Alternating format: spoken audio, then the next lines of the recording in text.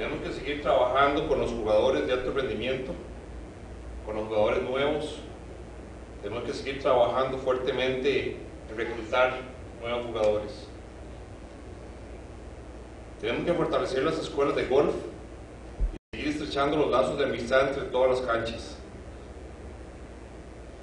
Hoy los insto a seguir trabajando más unidos y en mayor coordinación para que el esfuerzo de todos tenga un solo fin: fortalecer el crecimiento del golf en Costa Rica.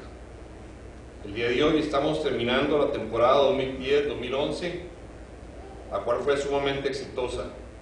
Tenemos que agradecer a todos los jugadores por la asistencia, a sus padres porque les han ayudado y los han motivado a seguir adelante, a los profesionales que nos han ayudado y se han sacrificado para seguir subiendo el nivel de juego de sus alumnos, y a las canchas y a sus staffs que tanto nos han ayudado para lograr que esta temporada sea todo un éxito.